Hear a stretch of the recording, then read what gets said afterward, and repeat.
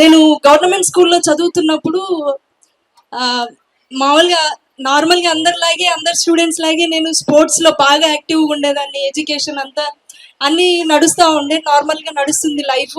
సడన్గా నాకు వచ్చి మా మేడం వచ్చి ఒకరోజు పీడి ఫిజికల్ డైరెక్టర్ మేడం వచ్చి, మీకు రాక్ క్లైంబింగ్ అంటే తెలుసా అని అన్నారు. రాక్ క్లైంబింగ్ అంటే అప్పటి వరకు నాకేం తెలియదు, అంటే పెద్దగా వినలేదు. మౌంటైన్స్ కానీ, మౌంట్ ఎవరెస్ట్ కానీ, రాక్ క్లైంబింగ్ కానీ ఇలాంటివి ఎప్పుడు వినలేదు. సో నాకు తెలియదు మేడం అనగానే కొండలు ఎక్కడం అని చెప్పేసి అన్నారు. అచ్చా కొండలు ఎక్కడం, నేను పుట్టి పెరిగిందే కొండల్లో అడవుల్లో మా అమ్మతో తిరిగాను.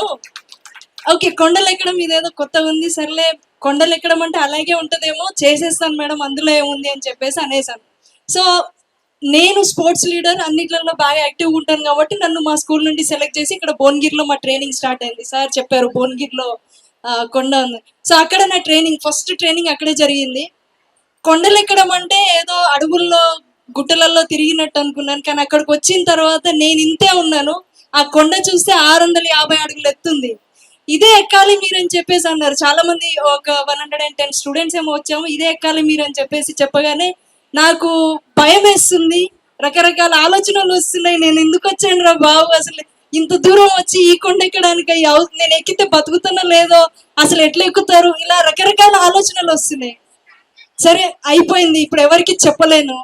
నా భయాన్ని నేను లోపలే దాచుకొని ఇంత దూరం వచ్చాను. భువనగిరి ఎక్కడ, మా ఊరు ఎక్కడ, కనీసం 200 కిలోమీటర్లు నేను ట్రావెల్ చేశాను. కనీసం నాకు ఇది ఒక ఆపర్చునిటీ, నేను ఇది యూజ్ చేసుకోవాలి. అట్లీస్ట్ నేను ట్రై చేయండి, నాకు తెలియదు కదా నేను చేయగలుగుతానా లేదా అనేది. ఆ ప్రయత్నం అనేది ఇంపార్టెంట్ అంటారు. మన చిన్నప్పటి నుండి మన టీచర్స్ కానీ, పెద్దవాళ్ళు కానీ అందరూ ప్రయత్నం అనేది చాలా ఇంపార్టెంట్ అంటారు.